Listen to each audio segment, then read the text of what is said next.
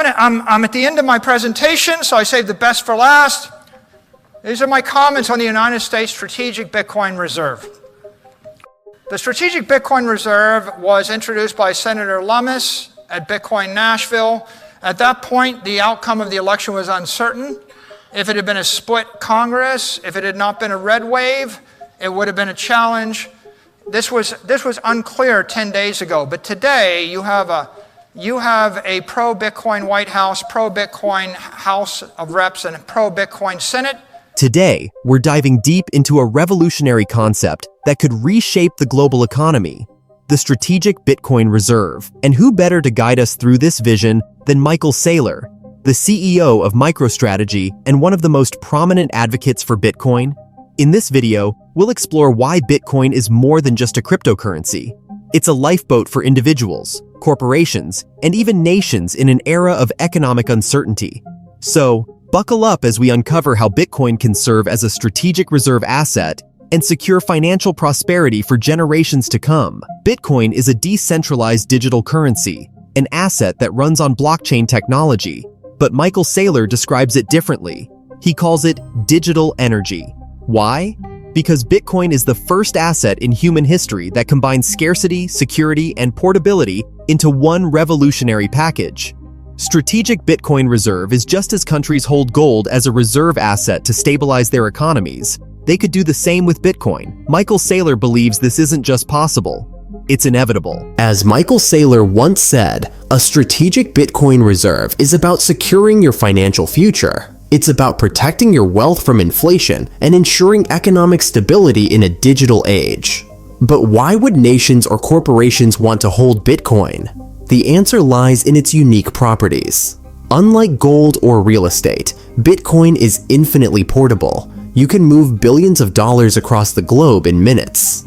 It's also immune to physical decay or confiscation. In short, it's the ultimate form of capital preservation. So, what are the benefits of adopting a strategic Bitcoin reserve? Let's break it down. First, wealth preservation. Bitcoin acts as a hedge against inflation. While fiat currencies lose value over time due to excessive printing, Bitcoin's fixed supply ensures its purchasing power remains intact, or even grows, over decades. Second, economic stability. For nations holding reserves in volatile fiat currencies or depreciating assets like bonds, Bitcoin offers a stable alternative. It reduces dependency on traditional systems prone to collapse during crises. Third, global competitiveness. Countries that adopt Bitcoin early gain an edge in the global economy. They attract innovation, investment, and talent, all while securing their financial sovereignty. As Michael Saylor once said, in an increasingly digital world, those who embrace Bitcoin will lead. Those who don't will be left behind. We encourage you to dive deeper into this crucial topic by watching Michael Saylor's full presentation. In his insightful talk, Saylor elaborates on the importance of establishing a strategic Bitcoin reserve, highlighting how it can secure financial stability for nations and individuals alike. To gain a comprehensive understanding of his vision and the potential impact of Bitcoin on the global economy, watch his presentation now. And a pro-Bitcoin senator that has made her mission to accomplish this. And her bill calls for 1 million Bitcoin to be purchased by the United States government over 5 years. Let's talk about the geopolitical logic. Why will it happen? Why should it happen? Well, first of all, it establishes a fair, equitable, and peaceful system to resolve political differences. We know that Donald Trump's in favor of ending endless wars. It's better to have a business outcome than a military outcome to solve problems. Go back. This supports prosperity. It'll usher in a Pax Americana in the 21st century, right? This establishes Pax Americana 21. This is a chance to own the 21st century. Like the U.S. can own it. You address the deficit with an innovative economic idea and an innovative technical idea. You extract trillions of dollars of capital from the 20th century physical and financial economy. But as the money flows out of physical and financial assets, it flows into Bitcoin, and the United States can own all the Bitcoin. So the United States is the beneficiary of the passage from the 20th to the 21st century. Own the 21st century. This is where all the money's going. You might as well buy it before it gets there. This cements the US dollar as the world reserve currency, and it also establishes a world reserve capital network that the US also owns and controls. Right? The best way to protect the dollar is make sure that we retire the debt and we become rich. The next best way to protect the dollar is to make sure that if anybody ever considers a different capital asset other than the Treasury bill, you own it. Well, there's only two capital assets that make any sense. The 20th century asset was the Treasury bill. The 21st century asset is Bitcoin. If you own both of them, you can't lose. You can only win. Any movement away from Treasuries is going to go toward Bitcoin. The obvious thing to do is just buy it before everybody gets there. They either won't go and it won't matter, or they will go and you'll be a beneficiary then too.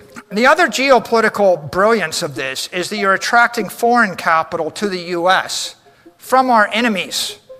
People are selling Chinese real estate, Russian real estate, African real estate, South American real estate. Everything in the world, they're selling it, their capital, the securities, the bonds, they're selling that in order to buy Bitcoin. And so everybody in the world, if you had $1 billion and you lived in Mexico, would you trade it for $1 billion in the US? Yes. Would you trade all your money in Cuba or Venezuela or China or Russia for US real estate? Yes, you would.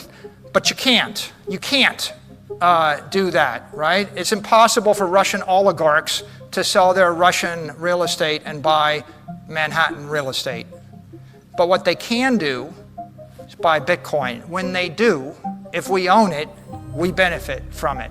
So this is about attracting capital from everywhere else in the world, bringing it to the US, where it creates US jobs, US prosperity, enriches US corporations, US institutions, US citizens, and the United States municipal, state, and federal government, right? You want all the money in the world to come to you. And if they wanted to buy the land, it's like, well, I don't know if I can sell them the land, but they can just buy Bitcoin, and then our Bitcoin goes up by a factor of 100. This is the impact of the Lummis bill. If you crank in the assumptions, if we implement the Lummis bill, well, we're going to overcome and we're going to get the debt under control via good tax policy, good technology policy, good industrial policy, innovation, AI, robots, the like. But as we build the Bitcoin position to $17 trillion, we're going to retire and convert the net debt position to be something which is very de minimis. So, yeah, is this a good idea? Yeah. Why? Because if I'm wrong, it costs nothing. You're paying for it with money you printed, which costs nothing. It's literally like a penny on $100. It's like 1, 2, 3%. If I'm wrong, it costs nothing. If I'm right, you solve all your problems. Like, that's an asymmetric bet. Like, I'm giving you a 1,000-to-1 payoff, and you're betting with free money. And you're going to tell me you don't want to take the bet because you're risk averse? You have free money. It's a 1,000-to-1 payoff. That's the Lummis bill. There are historic precedents for this, right? Once upon a time, the Dutch paid 60 guilders for Manhattan. They generated a multi-trillion-dollar payoff, 60 guilders. Once upon a time, we bought the Louisiana Territory for $15 million. It's like a third of the country. It's worth trillions. We bought California from the Mexicans. Under duress, I'll note, but we still paid them. They didn't want to sell because they were smart. You shouldn't have sold California. But nonetheless, we paid $18 million. We had a chance to do the deal. By the way, I don't want to sell you my Bitcoin either, right? We paid them $18 million. We got California, Nevada, Vegas. It's worth quite a lot, $8 trillion. And then we bought Alaska from the Russians. We paid them a few million. It's worth trillions. Okay, it's been done before. It's a very simple idea. Figure out where the value is going to be. Go buy it cheap and hold it. You're a nation. That's what nations do. This is manifest destiny. Bitcoin is manifest destiny for the United States. I think the Trump administration understands it. I think Senator Lummis understands it. I think everybody that's behind her understands it. That's why it will happen. This is my last slide. This is the greatest deal of the 21st century, the strategic reserve. If we don't do the Lummis deal, if we don't pass that bill and all we do is just hold the existing Bitcoin on the balance sheet, it's worth $3 trillion to the people. If the Lummis bill passes as currently drafted, It's a $16 trillion benefit to the United States over 21 years. If they decide to go double max, and they double that, it's a $30 trillion benefit. If they assume a triple max position and they purchase 4 million Bitcoin, it's 56 trillion. And of course, the deal of the century, maybe the greatest deal of all time, would be the Trump deal. If we go Trump max, which is the rational thing, buy the Bitcoin, it's worth $81 trillion. We'll retire all the debt, we'll be the richest country in the world for hundreds of years, right? It's very straightforward. And the beauty is, the more aggressively you pursue this, the less risky it gets. This is one of those things where if the US does this, every other country has to follow. The Saudis, the Emiratis, the Europeans, the Chinese, the Russians, everybody follows. Every company follows. The 20th century gets put away. The 21st century comes into view. The capital comes out of the rest of the world, flows into the Bitcoin network, which rests and floats right above the United States of America. So, will this happen? Yeah, I think it's going to happen. The only question is it going to be a double max, a Lummis bill, a triple max, or a Trump max? And that's what we're going to find out in the political process in the coming 12 months. And with that, I want to thank all of you for your time. So what does this mean for you?